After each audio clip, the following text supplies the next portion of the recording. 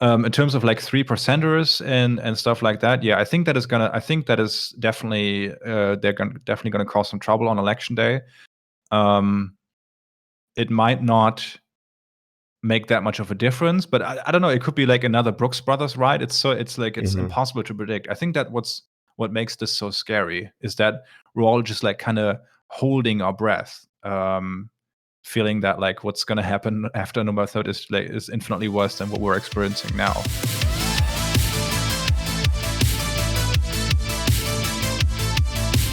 Well, first, hey, do you want to introduce yourself for anyone who's not completely familiar with your canon? Yeah, that's a good idea. Yeah. Hey, what's up, Serfdom? I'm Dan Arrows.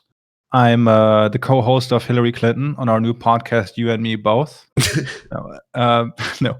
I'm host of the podcast called The Iron Dice, and I also have a YouTube channel called Three Arrows, where I talk about history and politics and all kinds of depressing stuff. Can you tell a little bit about the Iron Dice? This is a new venture that I'm quite excited about. Oh, thanks for giving me the opportunity to show for my new product. Yeah, it's a new podcast I did now because I gotta be honest, I really struggled producing content for YouTube lately because I felt like, debunking Steven Crowder, debunking PragerU, that's a lot of fun, and I think there's like a larger point to it, but in the political moment right now, I don't know. It felt kind of wrong, because I feel like the U.S. is at a particular moment where they are kind of staring down the barrel, and just continuing on that path kind of seemed like wrong, at least for now. Like after the election, I'm probably going to return to that. But what about like tackling topics surrounding the current paradigm? Yeah, I thought about that too, but I think I would just be like producing the same content that people like the Majority Report do or David Pakman, but worse because I'm further away from what's happening. I'm sitting here in my silo in Germany. So I thought about you probably as well, or many others felt very anxious about what's happening in the US right now. And I was thinking about doing a podcast for quite a while. And this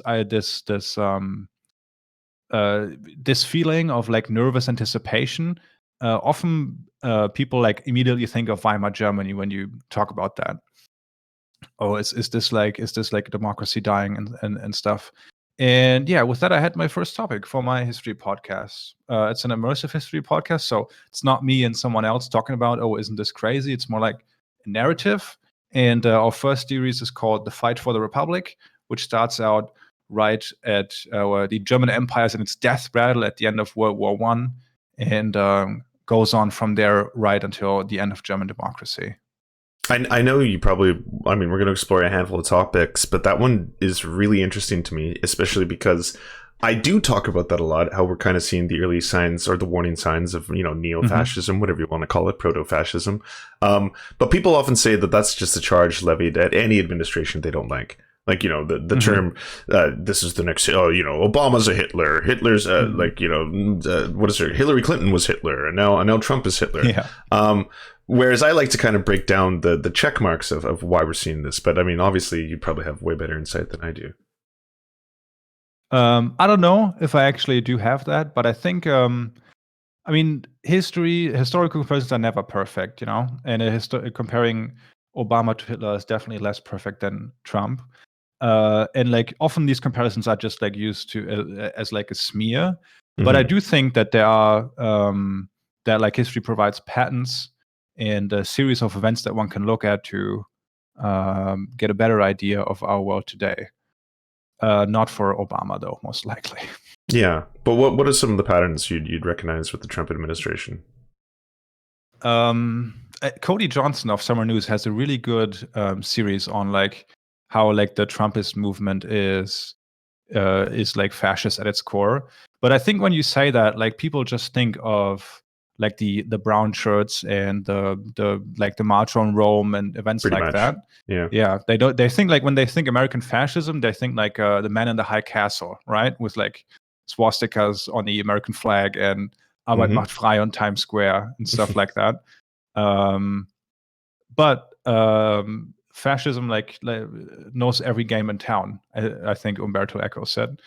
And I think there are definitely like cornerstones of fascism, which is meant to be ambiguous, that you could pinpoint on the Trump movement, like this, almost like this code of personality and this focus on like national rejuvenation, and which is connected to like cleansing outside influence from the country, like brandishing things as un-American and foreign, stuff like that.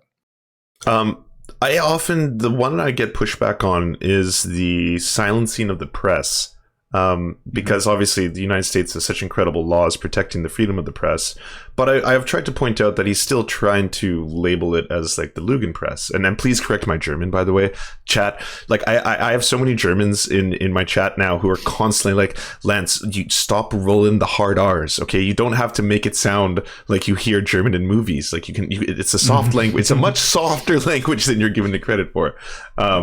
But yeah, sorry. Is it Lügenpresse or is it some? It's Lügenpresse. Lügenpresse. All right. So, but I know a lot of English speakers have like trouble with the R-A-E-U-U pronouncing. Oh, okay. Well, those ones. But like that's pretty close. Okay, so what about like the Reichstag fire? Is that one? That's it's Reichstag fire. Reichstag. But see, right there, I'm like, right away, I'm like, Reichstag. I'm adding that accent, right? So it's so much softer. It's Reichstag. Yeah, but I have those words too. Like, what's really troubling for me is the word suggestion, just because the j sound is so. But that sounded perfect. Really what is this weird flex? I have a lot of trouble saying this word completely flawlessly. So here we go. If I like record videos and I say something, a sentence that includes suggestion and question, I probably have to record it like 5 or 6 times. Oh, fair enough. Okay, well, back to serious talk. Yes. Is there an actual like event like that, like similar to the Reichstag fire, or? I mean, you could make the case that like 9/11 was something like that, right? It's I mean, that's just like Reichstag fire is just a stand-in for like a major event happening and the government restricting the population's freedoms because of that, right? And things. So like you're saying 9/11 was an inside job? Yeah, exactly. 9/11 was done by communists. For real, no. But I think you can make that comparison. I mean, it always like depends on the comparison. A lot of people like roll their eyes when you compare like anything contemporary to 19th century European fascism, 20th century European fascism. But I think I think you can definitely make the case for a lot of things that are very similar. Can you point some of them out? I think what you see very much now coming towards the election is this delegitimizing of existing institutions, right? Saying stuff like the only way we're gonna lose this election if it's rigged. You just mentioned the press. There is a difference between realizing that the press makes a lot of mistakes, sometimes terrible mistakes, like prior to the run-up to the Iraq War, but that they generally do serve a function in a democracy. There's a difference between that and saying everything negative you read about me in the press, that's a lie.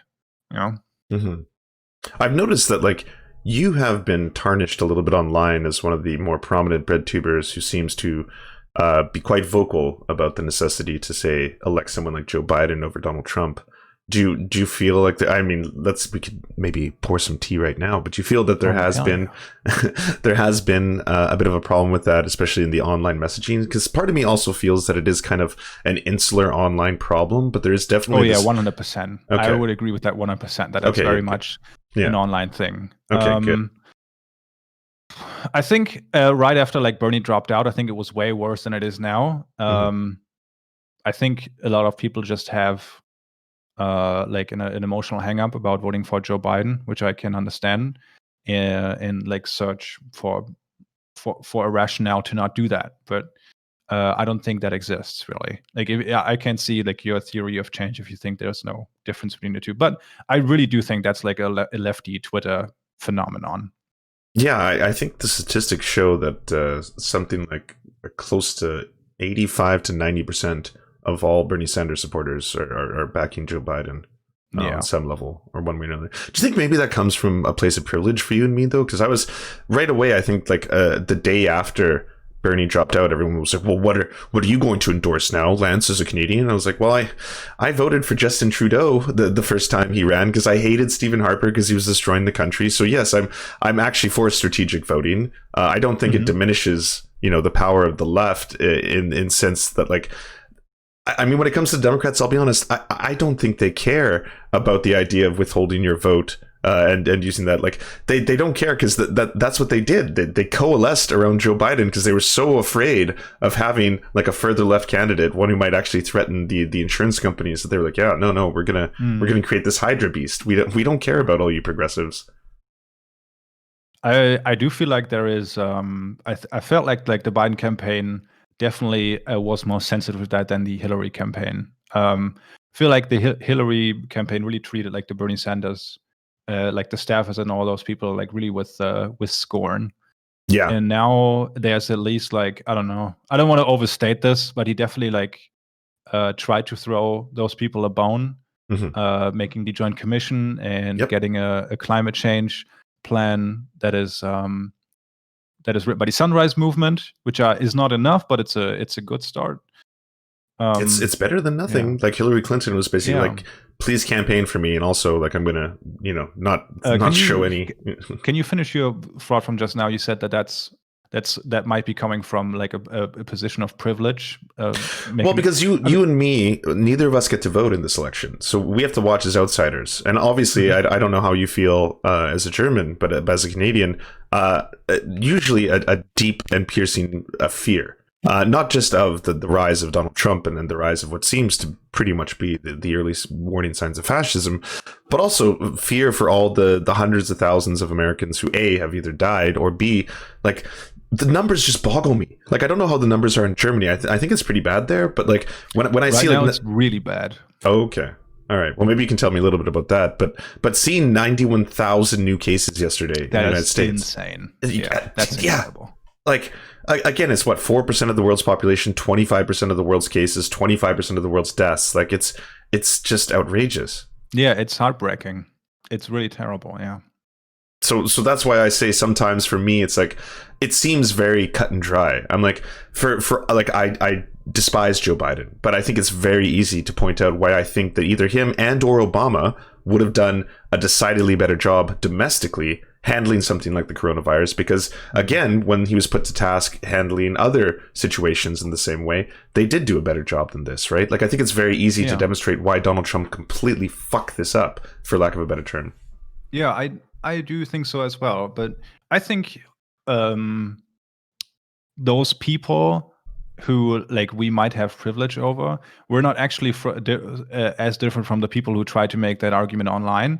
Because if I would be talking to like some American worker who's lives in an abandoned community, who sees no change in his life, or anyone he knows, whether there's a Democrat or a Republican in the White House, I have no judgment for those people. I might try to convince them to cast a vote regardless.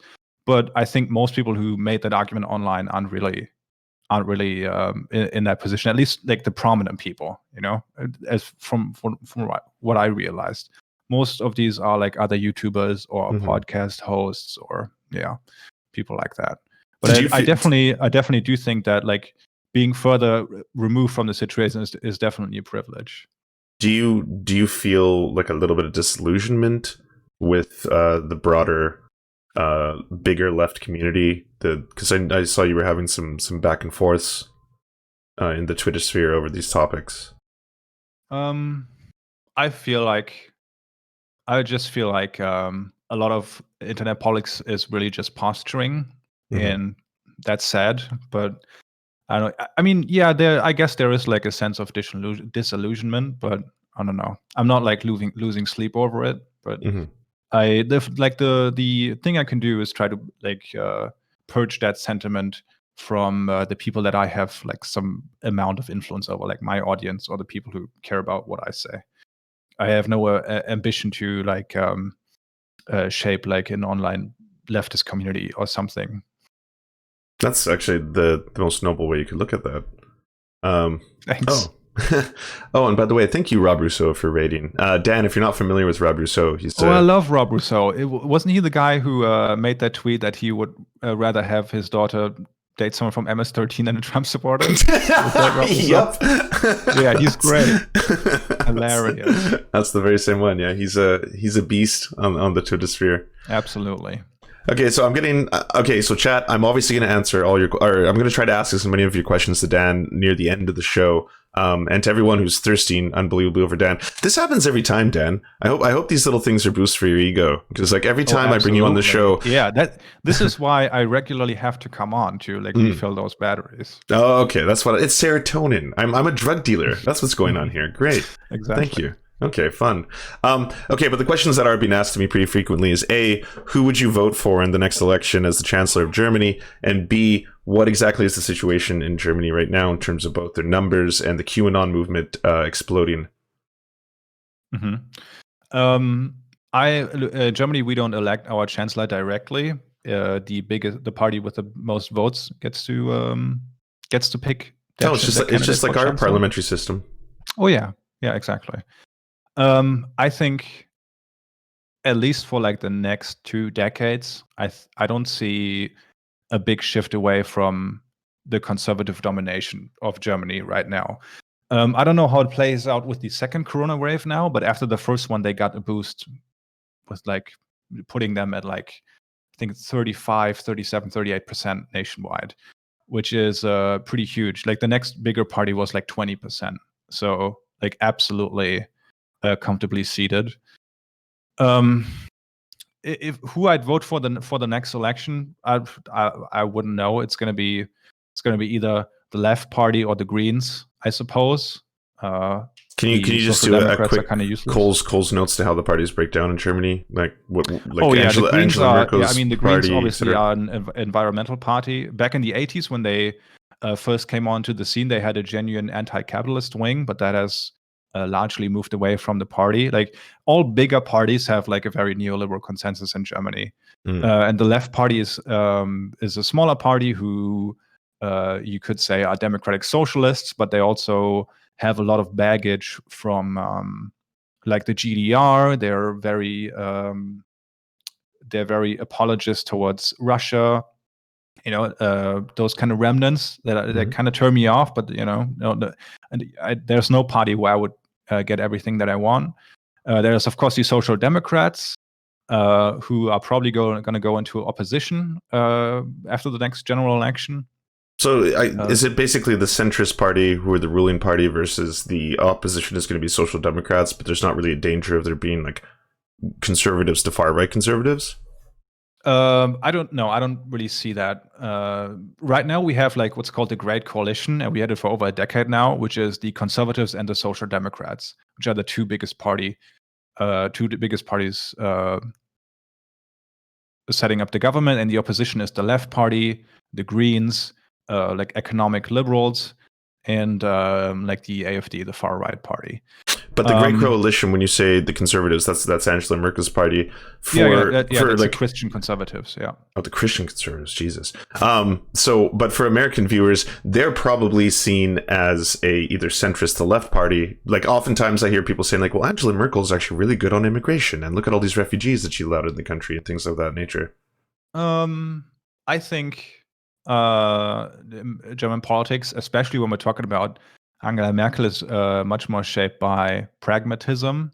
It's not like she had like a huge choice on that. She also voted against gay marriage like 3 years ago.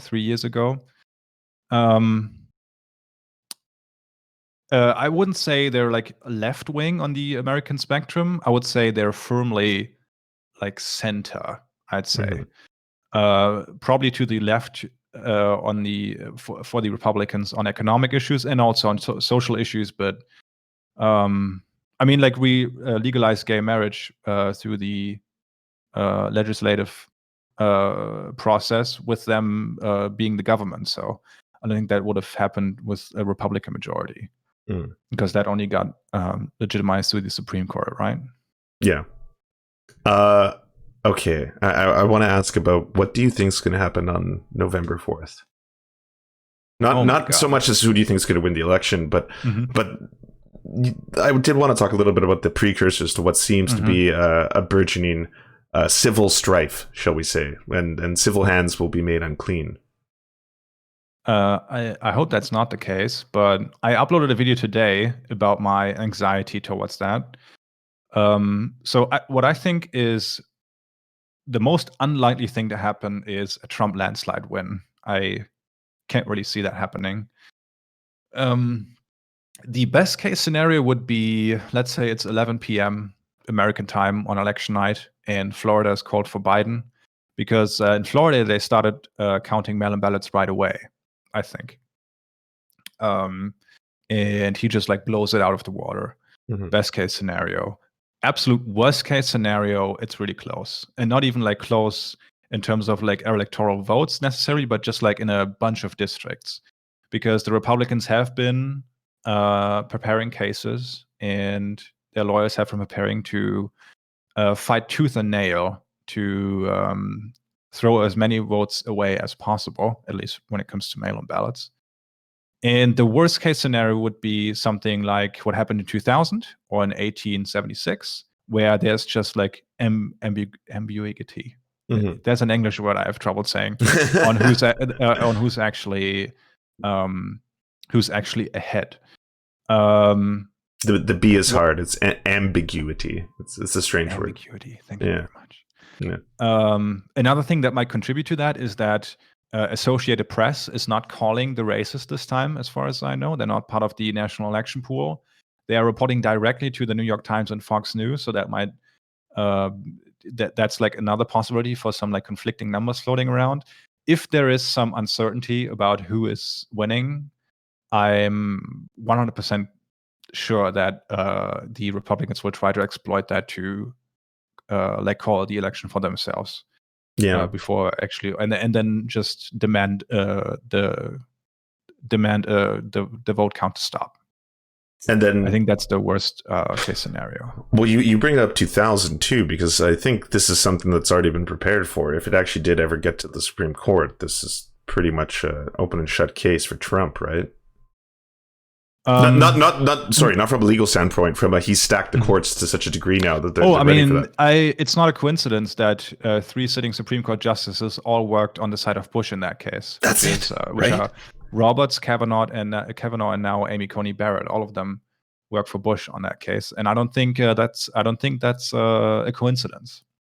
I think the Federalist Society very much, who are like have their fingers in setting up these judges and preparing cases, very much have that in mind.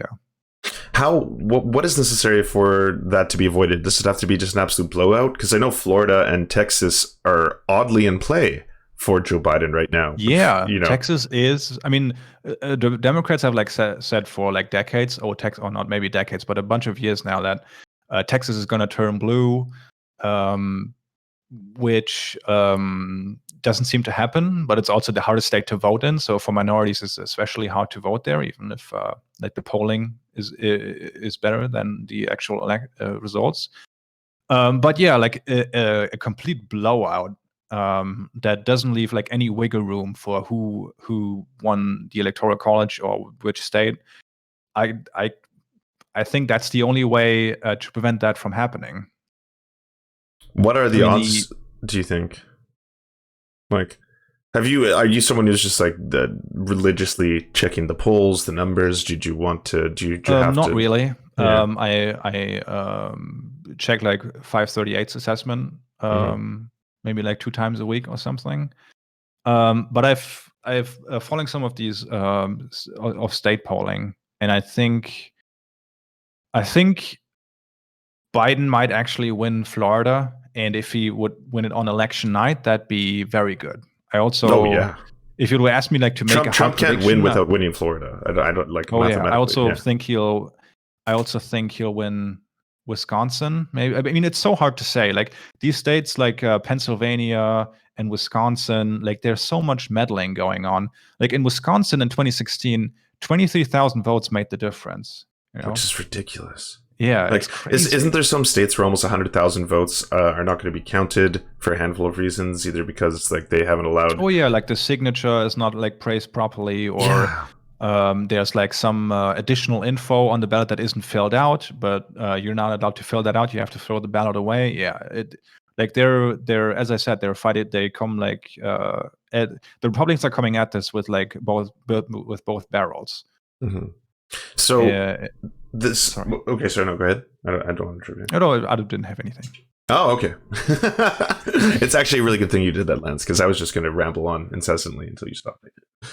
I was going to ask about this undercurrent of tension that's going on in the United States. I don't know if you ever listened to the podcast It Could Happen Here. I listened to part of the first episode thus far, but Robert Evans, I'm a big fan of his. He does great work. Oh, absolutely. What are you familiar with this stuff prior to this? Because this was my first introduction to him, and everyone's like, "Oh, Robert Evans is based." I don't know how old It Could Happen Here is, but I know him from Behind the Bastards. Okay. I also know him from The Worst Year Ever, which he does with Katie Stoll and Cody Johnson. Mm-hmm. By the way, God tier name for that podcast. Yeah. That they picked at the end of last year. Really well done. Yeah, that's what I know him from. It's what we call in the industry evergreen. So that'll go on forever. Okay, so this undercurrent of again civil strife that's going on in the United States. First, do you feel that all these groups like 3%ers, Proud Boys, all of them that are heavily armed and weaponized, are now being told to stand by and stand proud or whatever, stand back? Yeah, stand back and stand by. Do you think they are legitimately preparing to do something of a violent nature should the election not go their way? Do you think there's an actual danger in America? Do you think that we're on the precipice of this kind of I don't even know what you would call it, violent civil war, to quote Tim Pool? You should have Tim Pool on to talk about that topic. He loves that shit. Hey, I can't wait till I get my invitation to the COVID mansion one day. Yeah. It's I don't see. Maybe I'm too naive on this, but I don't see like a big organizational effort happening behind that. Like the Republican Party, like coordinating paramilitary groups to intimidate people at the polls. I don't have any doubt that is going to happen. Like people getting intimidated or people showing up with guns. It's just so. If we like draw this out a little bit, let's say there's a lot of uncertainty on election day, and this gets dragged out. There's no clear winner by Safe Harbor Day, which is December 8th. In which case, it's a bit iffy what actually happens then. But it is possible that like the state legislator appoints their electors, for the Electoral College, and it is a question of how far are like state Republicans willing to go for Trump? Like, for instance, like in Pennsylvania and in Wisconsin, Republicans hold the majority. It's hard to say. Like, I don't expect any kind of backbone from any Republican politician, but I think I don't know if there's that much of a devotion to him and a conviction to his abilities by like state Republicans that they would actually like overrule the or maybe not overrule. They would say that it's not we don't have a clear result. But I don't know. I don't think they would be. I don't think all of them would go along with that. In terms of like 3%ers and stuff like that, yeah, I think that is definitely they're definitely gonna cause some trouble on election day. It might not make that much of a difference, but I don't know. It could be like another Brooks Brothers ride. It's impossible to predict. I think that what makes this so scary is that we're all just like kind of holding our breath. Feeling that like what's going to happen after November 3rd is infinitely worse than what we're experiencing now. But maybe you have more of an insight on this than I do. I know Robert Evans does a lot of like observing paramilitary groups and being at protests and stuff. Well, his I think thesis and what I do agree upon is this idea that the more instability that happens as a direct result of the inequities that are just being exploited within the American system. Like I'm sure you're familiar with the fact that Trump is not the cause of all this. Trump is the symptom. Oh yeah, like Trump is a result, and as the rich get richer, the poor get poorer. We've all heard the song. These things are going to continue to happen. That's one of his biggest things, is that there's a breaking point. Of course, there's only so much. If there's no social structures, no social support, if there's 50 million unemployed Americans, if there's mass evictions, if people are, if no one has health care and they're all getting sick from COVID, they're all afraid, they're all scared, then of course there's going to be more instability. Like it's just the precursors for that. It's the conditions that is necessary for those kind of uprisings and stuff, which again, he kind of points out as to one of the reasons why it seems a little short-sighted to keep being like, well, these are riots and lootings, and we have to stop the rioters and the looters. They're the bad apples. But let's ignore the causation of all of this as well. In terms of that causing a civil war, I'm not sure what would light the fuse, and how people would determine I'm on this side and I'm on that side. Do you think that would be like I'm pro-Trump and I'm anti-Trump, and then like those sides will like bash it out, or what do you think is the most realistic scenario there? He puts this really well, and I hadn't thought of it this way, in that we constantly vilify poor rural white Americans, right? We call them hicks, and we call them trash, and we call them chuds, right? And those people, where he's like, at the end of the day, they're afraid of the same things as everyone else. They've just got their form of media indoctrinating them that it's the globalists, that it's the immigrants, that it's this, like they're vilifying this as what they should be scared of, when they're experiencing the same alienation as everyone else, and they feel like the big city elite liberals don't speak for them, that they're constantly right. So instead of constantly vilifying them, he's like, maybe we should try to bridge that gap, because at the end of the day, do you want to share bullets with them or share information? Because to me that really resonated. I was like, that is true. I spent half of my day ripping into like, oh, those goddamn MAGA chuds, right-wing conservatives, every single one of them, rah rah rah. But he's right. They're afraid as everyone else is. They're pointing it at the wrong things. Yeah, absolutely. I hate this kind of sentiment that you see on Twitter sometimes, where like people like see like some fucked up house with the Trump flag and flag in the front, and have like a big laugh for how miserable these people are. I think that's disgusting. Yeah. I mean, it's very classist. Yeah, it is. In terms of like trading bullets with these people, I don't think anything like that is going to happen unless there is a significant drop in like quality of life over a short period of time. Like I don't think people will like go out and face the bayonets unless they are like literally starving. Unless if like the whatever administration it is able to like keep up some like quality of life that they expect, I think most people are just going to be I don't think like people will like grab guns over that.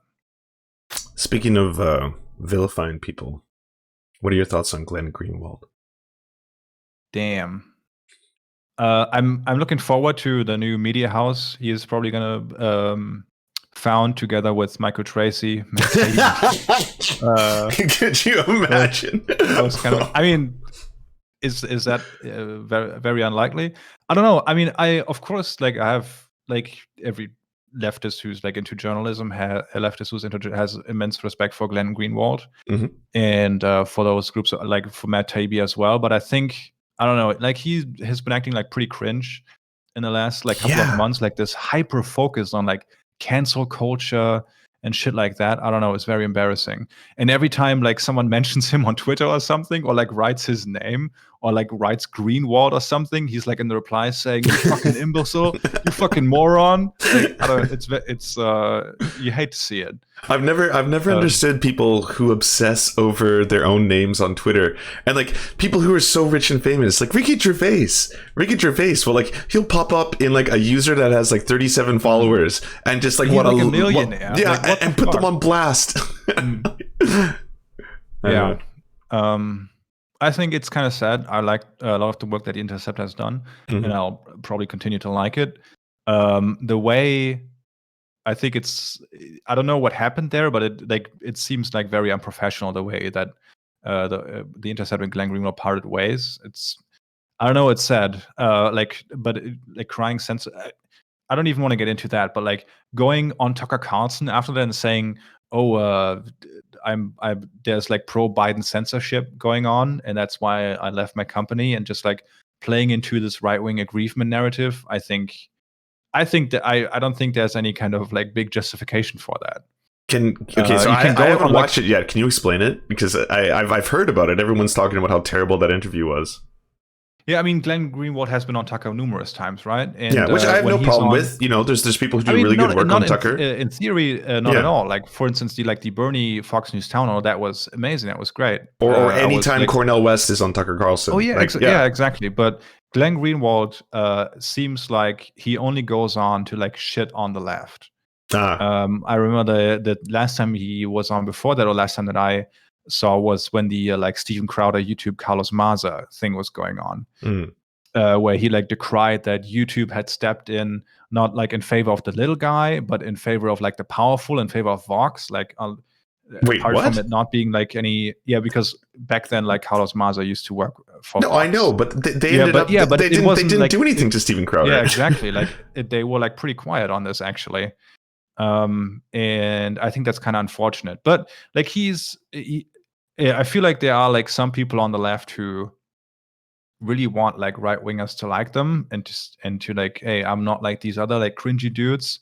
And I feel like sometimes Glenn Greenwald falls into that. But so he just wants Fox News to be like, oh, he's one of the good ones. There's the wild lefties, but not Glenn. Good old Glenn. He's rational. That's even self-espoused from people who go on Fox News who are leftists, right? Who say, oh, I might go on Tucker Carlson, but I'll show them that like a leftist isn't the stereotype that they're presented every day, but actually like pretty reasonable people.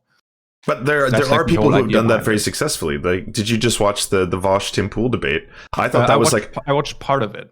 But that was a masterclass in that, right? In that, like, just being calm, rational, and being like, well, actually, I'm not here. I'm not an SJW cringe compilation. I'm going to present the facts, the figures, and the statistics. I mean, you can do that responsibly, but if you only go on to affirm broader stereotypes of the left and of like media or big tech or whatever to the advantage of yourself, I think that's not the same thing. Mm-hmm. Yeah, no, that's fair. I was going to ask though, what do you think is going to happen to him next? Is there like you said, you were joking about the Michael Tracy thing, right? Or do they run in the same circles? Is he going to be in there with Barry Weiss? I think so. I mean, Michael Tracy likes to group himself with those people. I don't know if he's like going to found anything else. I think he's going to make. I think he's going to be very successful on Substack. I just saw Joe Rogan tweet on Instagram that he will be supporting Glenn Greenwald and called other people to do that as well. Of course. Yeah, I don't know. It's possible that in this, under a future Biden administration, they will be immensely successful as like anti-establishment leftists. Those guys aren't like the people who like shill fought the administration. They're actually talking about Hunter Biden corruption and I don't know, like Biden coming into the White House not knowing he's president and asking where Obama is and like, hey, where's the boss man? And like who focus on stuff like that. But I have no idea. Like he has definitely like skills, a lot of skills that he can turn into profit. I guess, okay, so one of the last things I want to ask you about is because people keep adding me questions for you, so I want to let the audience ask you some questions, if that's okay with you. Yeah, sure. It will not be about how sexy you are, because they will not stop adding me about that. Yes, he knows. He knows, all right? But one of the last questions, because you guys have some pretty strict laws in regards to this, so this is something I've been curious about.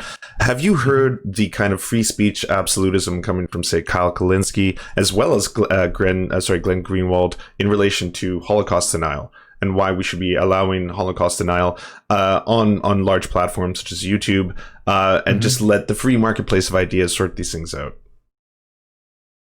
I mean, why, if that was actually like a feasible thing, that like, oh, bad speech, you can only counter that with like more speech. The answer is not like censorship or whatever. Like, why are there that like presupposes that like everyone can be like somewhat convinced by rational arguments? And if that was the case, like no Holocaust deniers would exist. Like those arguments have been debunked time and time and time and time again. So I don't see like the benefit of giving like space to those people. Would in you... Germany, it's obviously also a matter for like, I don't want to strictly speak about platforms, but at least like for like in Germany, if you like distribute material that like denies the Holocaust or Germany's role in that, that is also a matter of like the state protecting themselves, right? Because that's an idea that would be, if that will catch on, that would be so destructive that like German democracy might actually be like in jeopardy. And I think a state has the right to defend themselves from such a thing, given this historical context. Well, that was the most eloquent way someone could put that. First question to Dan. What is Germany doing to recognize and help the people killed in Namibia and Tanzania during German rule? Not much, except from platitudes. They don't really care, it seems. But I also think a big reason of that, why Germany doesn't really like go full on like mea culpa on colonial crimes, is because they have in the back of their head that might open up the floodgates for nations they have friendly relationships with, for instance, like France or Britain. And if Germany starts now like paying out money or taking on like court cases that they lose and shit like that, I think they are worried that this might like might even like hit countries like France and Britain hard, and they don't want to be like the finger that they point at. Oh, you fucked it up if you didn't. I think that's a big concern. Like the German government is fully pragmatist in that regard. Okay. Ask Dan which fascist might replace Merkel. I mean, I don't like Merkel, but like all of her possible successors are horrible. I don't know. Like, God forbid it's going to be Merz. He's awful. He sat on the board of BlackRock until recently. Like, yeah, they're all terrible. Like pick your poison with the conservatives. They're all awful. Don't forget my Bismarck question. Oh, you'd have to... Sorry, can you re-ask me that question? It was a while ago. Frick Mers? Does that sound familiar? What's Dan's outlook on the next French presidential cycle, 2022, if any? It looks bad from polling right now. And also because I think what might ultimately kill the liberals is that a lot of the liberal reforms that they started at the beginning of Macron's term, and that there was a lot of pushback against, rightly so, but like the fruits that it was supposed to bear have now been completely wiped out by the pandemic. And France economy has been hit much harder than Germany. For instance, if you look at something like construction, in Germany, 70% of construction continued throughout the year, broadly speaking. In France, it was only 30%. I don't know what kind of trajectory like the terrorist attack that are happening recently are going to have until then. But I think yeah, that this pandemic wiping out like any kind of economic benefit that they expected from the neoliberal reforms, the pandemic wiping that out, I think that's gonna cost them pretty significantly. What are your thoughts on, and this one is one I wanted to ask you too, your thoughts on the rise of the far right in Europe, and is Scandinavia and Finland flirting with fascism? What do I think of that? It's bad. Well, no, sorry. What's your personal opinion on fascism? Pro or against? I do not like it. Sorry. Can you explain? Is there a rise of like a movement towards far right, either policies or politics in Europe, and is Scandinavia and Finland flirting with fascism? I mean, it's different in every country. I don't know that much about how it looks in Scandinavia right now. Obviously, with the refugee crisis, our far right party, the AFD, made huge gains. They're also in the process of like completely dismantling themselves, because Germany is there's such a big political divide between East and West, and the country kind of has this dilemma that like the far right wing, but not ethno nationalist wing, is like fighting for control against the ethno nationalist wing in the party. And if they move too far to the right, they lose voters in Western Germany. And if they move away from ethno-nationalism, they lose voters in the East. And that has caused a lot of friction to the point that they, for instance, they just flew out of state parliament in Lower Saxony because one member of the faction just left the party, and then they didn't make the cut anymore. So yeah, they like maneuvered themselves out of any kind of political influence. And I hope that trend continues until our next election. I think Germany is going to be needed as like a bulwark against the rise of the far right in other countries, be it Poland, Hungary, hopefully not France or Scandinavia. Mm-hmm. This is totally one of my questions. What do you think about people like? There's a really prominent neoliberal lawyer for the oil and gas companies on Twitch who venerate Germany as the model of neoliberalism in the world. Do you look to that? Because when he would say things like that, I was like, well, you might not know this, but there's a lot of policies in Germany that would probably upset you. Like once a corporation grows to a certain size, it has to have collective ownership by its members, things of this nature, mm-hmm. right? Yeah, I mean, the German economy after World War II was built on what's called rein capitalism, or like a social market system, which is where you have like free market capitalism, but you have like heavy state involvement to guarantee that the consumer isn't fucked over. A lot of that has been hollowed out in the last decades, but partially by the Social Democrats.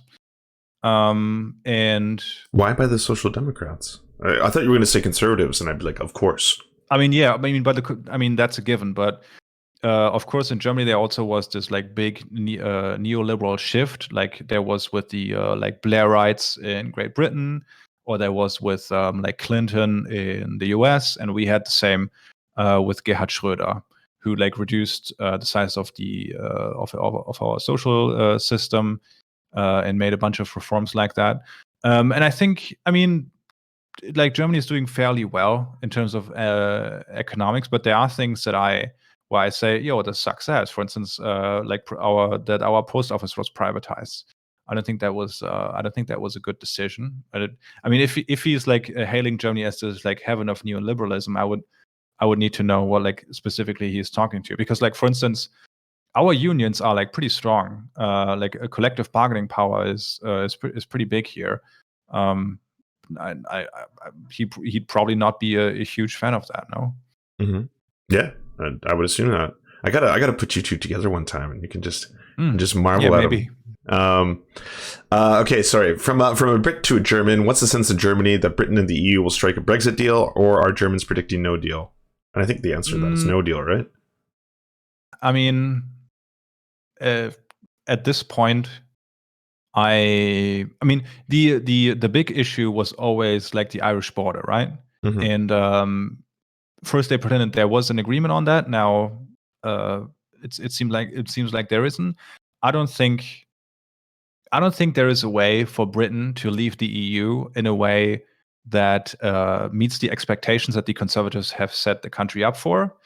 And it's on them to decide if they either want to adhere to the if they want to do like the no deal and say, well, this is the best thing we could get, or if they want to strike a deal but undercut the expectations they have set up for themselves. I think it's up to them. If you want to ask me personally, with like the current administration, I can't really see like as a deal happening, because I don't think the EU is going to budge much on the lines they have set up. They have no reason to do that, and it's for the conservatives. It's obviously like domestically an issue not to give too much to the EU. So, what does Dan think about the rise of QAnon in Germany, and is it a threat? Oh my god, that is so cringe. Oh my god, it's so bad. I'm astounded when I see the rallies, by the way, because we get that in Canada, and I've seen it in other countries. But I was like, Germany. I think Germany is the second biggest country when it comes to QAnon after the US. Yeah. Yeah. Why? Why are they venerating Trump as the Great White Hope? Like, what is going on? I really don't know. Like, my next video is going to be on this, and I'm still in the process of researching. But there are like a couple of things. I think like the government that we have and have had for a decade now, which is like this big consensus between like the two big parties. I think that it kind of like robs like a bit of the opportunity to be like against where the government is heading. Do you understand what I'm saying? Mm-hmm. Like, usually if there was like a big party that was like in the opposition to the government, if you were like against, if you were like unhappy in your life or against the status quo, that's where you could go. Now with the coronavirus pandemic, I feel it's probably like the same way as it is in Canada and the US. People just have a sense that things are slipping away from them, that they're losing control, and they look for a narrative that might explain why that is. And for Germany specifically, there have been a couple of like 6-tier celebrities who have been flirting with QAnon, and I think that had a huge impact on a lot of people who like get their news from Facebook and shit. But what about like I thought concepts of anti-Semitism are pretty deeply barred in Germany.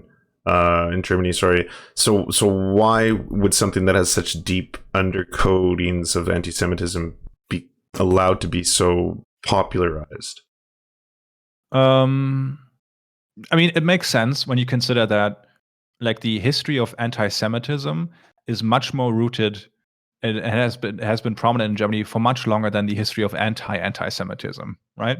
Mm-hmm. That's only post World War II. Like, or for all of Germany's existence prior to that, like anti-Semitism was a pretty big part of the culture.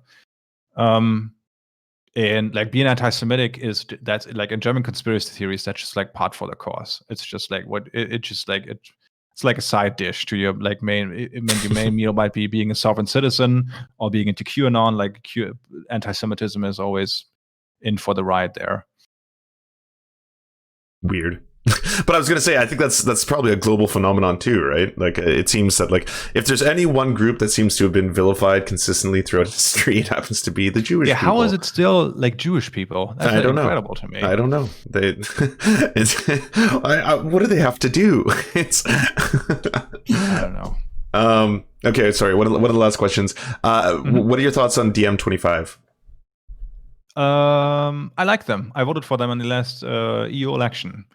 It remains to be seen if they have a legitimate path forward or if that movement kind of like burns out. But I think they have like the right idea.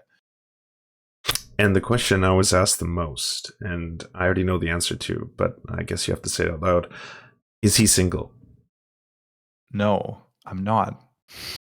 There you heard it, Chels. Stop thirsting and start subscribing. You gotta go to his YouTube channel and follow it. He just released a new video, one that I'm very, very excited to watch. Yeah. Oh no, they're unsubbing. Oh, they're unsubbing. They're all unsubbing. Oh no. Damn, fuck. no, I canceled myself. This was a disaster, Dan. Yeah, you can pretend that I'm talking to you by listening to my podcast. That's Okay, so why don't we take all these broken hearts and push them towards something else? Where can they find your podcast? That's the most exciting thing. I'm so thrilled to start listening to you on a regular basis. Tell me about it. Where do we find it? You can find it everywhere where you can find podcasts. We're on Spotify, we're on iTunes, Stitcher. You can go to youtube.com/The Iron Dice. You can go to theirondice.com. We're pretty much everywhere. You can also find us in some of the podcast charts already. Wait, what? Already? Yeah. What the fuck? Yeah, it's insane. It's I have like my viewers and the people in my Discord. They are just the best. They like push this already on like spot 15 on like German history podcasts. Wow, how do they do that? Yeah. Are they just all downloading it simultaneously? Where do they do that? I think that's. I think that's also like reviews play a big role there. Oh wow! Well done, people. Yeah. Good job. Yeah. Where does the name come from, by the way? The Iron Dice. Oh, the Iron Dice. That's an what would you say? A metaphor for like going to war is rolling the iron dice. Is there a historical connotation to that? Oh yeah, like it was used in like a Schiller poem for like a couple of hundred years ago. At the beginning of the outbreak of World War I, the German chancellor supposedly said, "If the iron dice must roll, may God help us." Yeah, there are like numerous instances where that was used as a metaphor. It's not off of my mind. Have you heard about prominent senior policy advisors to Donald Trump dropping other German expressions like "Frei"? Someone tweeted that at me. Was that? Did you do that? Oh, Dan, come on! I can't be held responsible for what senior policy advisors to the president do. If so, whoever did that was genius. Like the way it was worked into like sounded like a legitimate like pro MAGA message. That was really well done. There's got to be some strange people out there. The internet's a weird place, Dan. It's a weird and wild place. Oh, yeah. Speaking of which, finish shilling. They can find it at theirondice.com. And or everywhere you can listen to podcasts. It's I tried my best to make it as much of a thrilling narrative as possible. It's not like, as I said in the beginning, it's not like me. This happened and then this happened and this happened. It's more like about the individual players involved, what they think. Like, for instance, in the first episode, we talk a bit about Germany's last real chancellor before the collapse of the monarchy, which was someone who was secretly gay and was open to blackmail by the military and couldn't like operate the way he wanted. And, oh shit! Yeah, check it out. It's definitely not like a history documentary style stuff. It's very exciting. Give it a listen. That's amazing, Dan.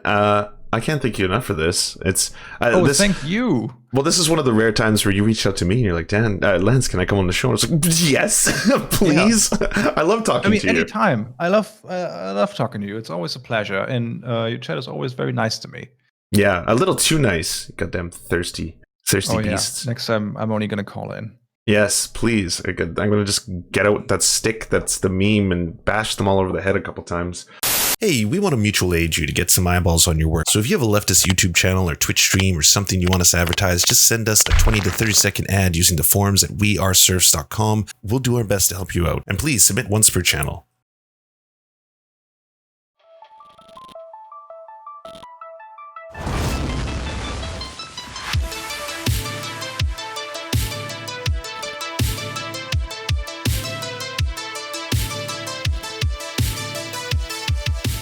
To our God, I'm Wrath. We pray at your altar of greatness. To our monarch, Tom Spiker, you are the light that guides our path. To our lords, Jimothy K. Meeblebeeps Jr., Ryan Lubin, Trevor R., Jeffrey Lamb, Poppy Nelson, Stephen, Hans Josephine, Nine Tails Cosmic Fox, we bow meekly for your pleasure. To our Knights of the Round Table, J. Fraser Cartwright, Thomas Brereton, Ali Menthal, Jimmy Bignuts, Good Poon Hates Cops, That's Solid Poon Then, Violent Orchard, Sophie Baby, Political Puppy, Andreas Chiringoito, Goofus Lankius, Zach Christensen, Nicholas Marks, Yoppie, Josh Mickelson, Dr. Zayas, Dylan Bythe, Todd Buckingham, and Todd Lajeunesse, we salute you.